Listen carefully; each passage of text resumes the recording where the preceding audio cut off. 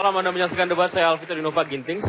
Sekarang ini kartu tengah dikocok dan dibagikan untuk kemudian bisa ditukar, dikumpulkan kembali, dan kemudian akhirnya muncul aliansi-aliansi baru yang kita biasa sebut koalisi politik menuju pemilu presiden yang akan diselenggarakan bulan Juli mendatang.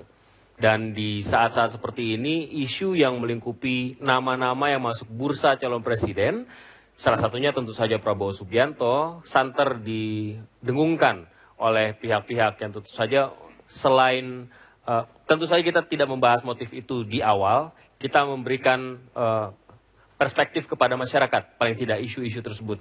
Dan salah satunya seperti yang sudah Anda saksikan sebelumnya, ulasan kami tentang Prabowo Subianto yang kemudian dihubung-hubungkan dengan isu pelanggaran HAM yang disampaikan oleh sekelompok LSM yang menamakan diri mereka Koalisi Masyarakat Anti Lupa. Saya akan ke wakil-wakil mereka dulu, ada Araf, ada Alphonse. Ini karena kebetulan aja nama Anda A semua ya. Nggak semua anggota koalisi namanya awalnya A. Dan bagaimana? Alvito, gitu ya. Iya. Barangkali saya enggak juga sih, saya enggak. Pertanyaan saya kemudian begini, pertanyaan kita barangkali begini. Ini sudah jelang-jelang pemilihan presiden, koalisi digodok, pendekatan dilakukan ke berbagai tempat. Apa kemudian yang menjadi latar belakang ini kemudian dimunculkan oleh kalian? Kenapa tidak dilakukan misalnya setahun yang lalu dan seterusnya dan seterusnya? Kenapa semakin dekat ke sini ini semakin pedas begitu?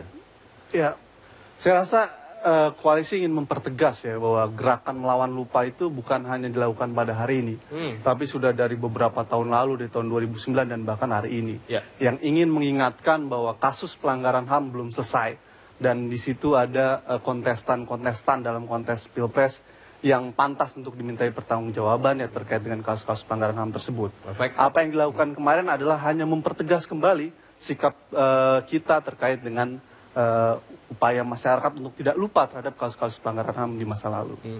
Dan itu concern kalian gitu ya? Iya, concern kami. Apakah kemudian ini tentu saja disadari akan mengarah ke sebuah nama, itu memang disadari sejak awal?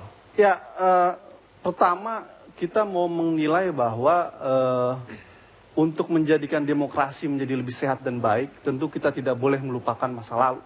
Dalam konteks itu kita punya hutang sejarah terhadap mereka yang pernah hilang ataupun mereka yang pernah menjadi korban dari masa lalu gitu. Oleh karenanya, karena kerja-kerja mereka sebagai martir perubahan lah, hari ini kita merasakan kebebasan dan kehidupan demokrasi yang sehat gitu, meski masih beberapa permasalahan. Tapi paling tidak dari argumentasi itu kita ingin menyampaikan bahwa menjadi penting buat publik untuk menilai capres dalam perspektif hak asasi manusia, karena kita punya hutang sejarah terhadap para martir perubahan yang hilang tersebut. Apa garis besar Anda dengan nama Prabowo Subianto?